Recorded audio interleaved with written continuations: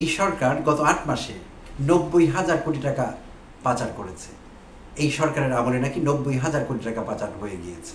তো এই অভিযোগটি অত্যন্ত গুরুতর আমি বলবো, এবং আমি বলবো অন্তর্বর্তীকালীন সরকারকে বিষয়টি খতিয়ে দেখতে।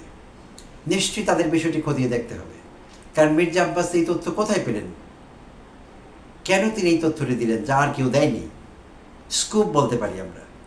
তো এই স্কুপ দেওয়ার কারণ কি, আদৌ অভিযোগটি সত্যি কিনা, আর যদি সত্যি না হয় তাহলে মির্জা আব্বাস কেন বলেছেন এটি, তার তদন্ত হওয়া দরকার। তাকে কারণ দর্শানো নোটিশ দেওয়া যেতে পারে, তার বিরুদ্ধে আইনানুগ ব্যবস্থা নেওয়া যেতে পারে। আর যদি অন্তর্বর্তীকালীন সরকার কিছুই না করে চুপ করে থাকে, তাহলে জনমনে তাদের নিয়ে কিন্তু ভুল ধারণার সৃষ্টি হবে। অনেক বিষয় তারা গা করছেন না, তাদের বিরুদ্ধে অনেক অভিযোগ আসছে আজকাল। আর সরকারে থাকলে অভিযোগ তো আসবেই। তো অন্তর্বর্তীকালীন সরকারও একটি সরকার, তাই তাদের বিরুদ্ধে নানা দিক থেকে, নানা মহল থেকে নানা অভিযোগ উঠছে। তো অভিযোগের কিছু কিছু সত্য যদি হয়েও থাকে, কিছু বিষয় সত্যতা থেকেও থাকে, অনেক বিষয়ের সত্যতা নেই।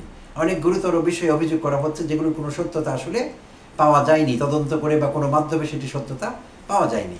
বাট এই সরকারকে যারা দুর্বল করবার চেষ্টা করছে, নানাভাবে সাবোটাজ করবার চেষ্টা করছে, তারা এইসব অভিযোগগুলো আনছে। তো দেখা গিয়েছে এইসব অভিযোগের ক্ষেত্রেও, বানোয়াট অভিযোগগুলোর ক্ষেত্রেও সরকার গা করছে না, সরকারের পক্ষ থেকে কেউ প্রতিবাদ করছে না, কোনো তদন্ত হচ্ছে না। তাহলে এইটি জনগণকে ভুল বার্তা দিচ্ছে। জনগণের একটি শ্রেণীকে অন্তত, সবাই একইভাবে সচেতন নন, জনগণের যারা আছেন তারা সবাই একইভাবে সচেতন নন।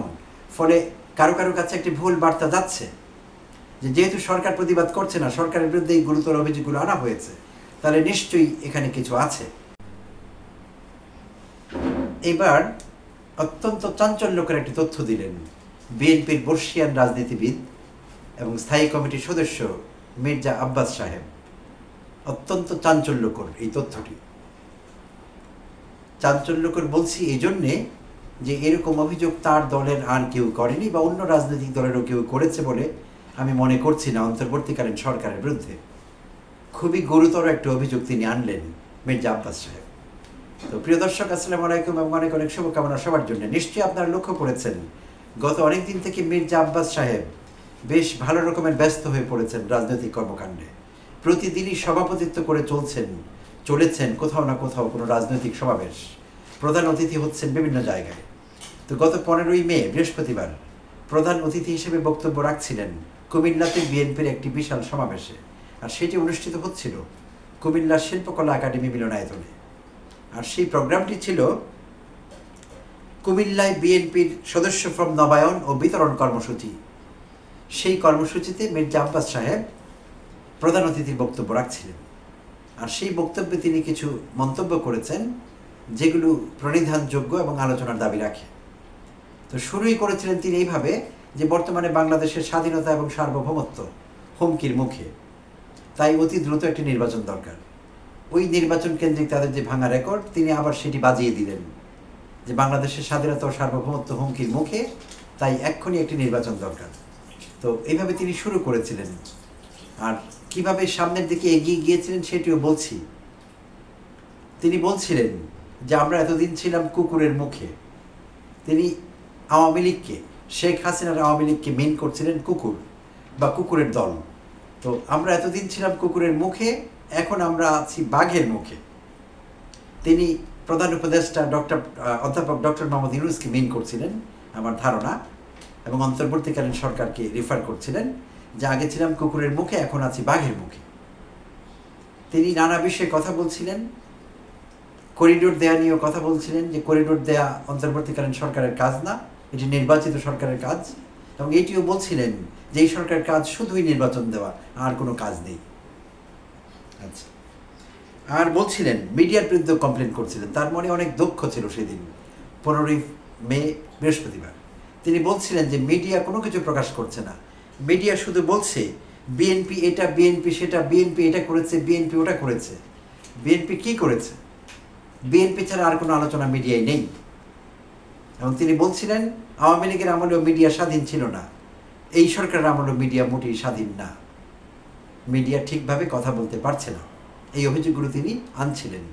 আর যাও মিডিয়া কিছু বলতে পারছে, সেটা বিএনপির বিরুদ্ধে কথা যাচ্ছে সব।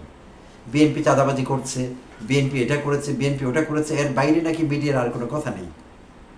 তো এখন মজার ব্যাপার হলো যদি দেশে ঘটনাই এগুলো ঘটে, যে যা কিছু ঘটাচ্ছে অঘটন বিএনপির লোকেরাই ঘটাচ্ছে, যদি তাই হয় তাহলে মিডিয়া তো এটাই পাবে নিউজ করার জন্য, বাইরে আর পাবে কি? তো মির্জা আব্বাস সাহেব ক্ষণিকের জন্য সেই বিষয়টি ভুলে গিয়েছিলেন যে টপিকই পাচ্ছে মিডিয়া এইটি, ঘটছেই ঘটনা এগুলো, তাহলে তিনি বলবেন কি? মিডিয়াগুলো বলবে কি? এটা না বলা ছাড়া তো তাদের কোনো রাস্তা নেই। বিএনপিকে নিয়ে নিউজ করতে হবে এবং নিউজগুলো অঘটনই হবে, বেশিরভাগ ইনসিডেন্ট হবে, এই চাঁদাবাজি, দখলদারিত্ব, এইসব। তো তিনি খুব আফসোস করছিলেন, দুঃখ করছিলেন যে আমাদের নিয়েই শুধু কথা বলছে। আচ্ছা, তিনি আরও একটি গুরুতর অভিযোগ করেছিলেন যে এই সরকার গত 8 মাসে 90,000 কোটি টাকা পাচার করেছে। এই সরকারের আমলে নাকি 90,000 কোটি টাকা পাচার হয়ে গিয়েছে। তো এই অভিযোগটি অত্যন্ত গুরুতর আমি বলবো, এবং আমি বলবো অন্তর্বর্তীকালীন সরকারকে বিষয়টি খতিয়ে দেখতে, নিশ্চয়ই তাদের বিষয়টি খতিয়ে দেখতে হবে। কারণ মির্জা আব্বাস এই তথ্য কোথায় পেলেন? কেন তিনি এই তথ্যটি দিলেন যা আর কেউ দেয়নি? স্কুপ বলতে পারি আমরা। তো এই স্কুপ দেওয়ার কারণ কি? আদৌ অভিযোগটি সত্যি কিনা? আর যদি সত্যি না হয় তাহলে মির্জা আব্বাস কেন বলেছেন এটি, তার তদন্ত হওয়া দরকার। তাকে কারণ দর্শানোর নোটিশ দেওয়া যেতে পারে, তার বিরুদ্ধে আইনানুগ ব্যবস্থা নেওয়া যেতে পারে। আর যদি অন্তর্বর্তীকালীন সরকার কিছুই না করে চুপ করে থাকে তাহলে জনমনে তাদের নিয়ে কিন্তু ভুল ধারণার সৃষ্টি হবে। অনেক বিষয় তারা গা করছেন না, তাদের বিরুদ্ধে অনেক অভিযোগ আসছে আজকাল। আর সরকারে থাকলে অভিযোগ তো আসবেই। তো অন্তর্বর্তীকালীন সরকারও একটি সরকার, তাই তাদের বিরুদ্ধে নানা দিক থেকে, নানা মহল থেকে নানা অভিযোগ উঠছে। তো অভিযোগের কিছু কিছু সত্য যদি হয়েও থাকে, কিছু বিষয় সত্যতা থেকেও থাকে, অনেক বিষয়ের সত্যতা নেই। অনেক গুরুতর বিষয়ে অভিযোগ করা হচ্ছে যেগুলোর কোনো সত্যতা আসলে পাওয়া যায়নি, তদন্ত করে বা কোনো মাধ্যমে সেটি সত্যতা পাওয়া যায়নি। বাট এই সরকারকে যারা দুর্বল করবার চেষ্টা করছে, নানাভাবে সাবোটাজ করবার চেষ্টা করছে, তারা এইসব অভিযোগগুলো আনছে। তো দেখা গিয়েছে এইসব অভিযোগের ক্ষেত্রেও, বানোয়াট অভিযোগগুলোর ক্ষেত্রেও সরকার গা করছে না, সরকারের পক্ষ থেকে কেউ প্রতিবাদ করছে না, কোনো তদন্ত হচ্ছে না। তাহলে এইটি জনগণকে ভুল বার্তা দিচ্ছে। জনগণের একটি শ্রেণীকে অন্তত, সবাই একইভাবে সচেতন নন, জনগণের যারা আছেন তারা সবাই একইভাবে সচেতন নন। ফলে কারো কারো কাছে একটি ভুল বার্তা যাচ্ছে যে যেহেতু সরকার প্রতিবাদ করছে না, সরকারের বিরুদ্ধে এই গুরুতর অভিযোগগুলো আনা হয়েছে, তাহলে নিশ্চয়ই এখানে কিছু আছে। তো এরকম যাচ্ছে বিষয়টি। তাহলে এই অভিযোগটির কথা আমি বলবো, এটি একটি গুরুতর অভিযোগ।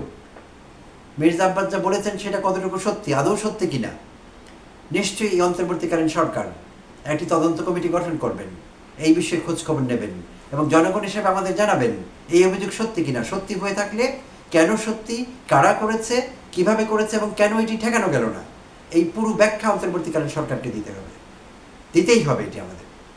আর যদি না হয়ে থাকে, মির্জা আব্বাস যদি এমনি বলে থাকেন, ওটা কোনো পলিটিক্যাল র্যাটরিক হয়ে থাকে, যেটি অনেকেই করছেন আজকাল, সেটির ব্যাখ্যাও কিন্তু আমাদের জানতে হবে।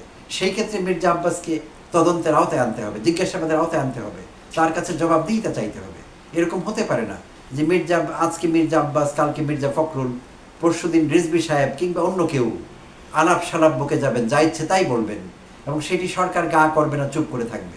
তাহলে আমরাও ভুল বার্তা পাচ্ছি, আমরা আসলে জানি না কি হচ্ছে, আমরা কোথায় আছি।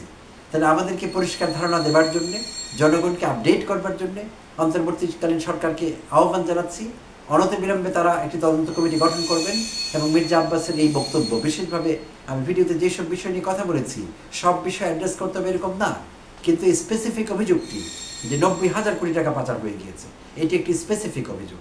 তাহলে এই বিষয়ে সত্যতা বের করতে হবে, আসলে কি ঘটেছিল আমাদের জানতে হবে। এই দাবিটি জোরালোভাবে করছে অন্তর্বর্তীকালীন সরকারের কাছে, প্রধান উপদেষ্টার কাছে এবং সরকারের যারা যারা অন্যান্য উপদেষ্টা আছেন তাদেরও বলছি, অনতিবিলম্বে আপনারা মির্জা আব্বাসের এই বক্তব্যের সত্যতা যাচাই করবেন, এই বিষয়ে ব্যবস্থা নেবেন। ধন্যবাদ দর্শক, ভালো থাকবেন, আবার কথা হবে অন্য কোনো ভিডিওতে।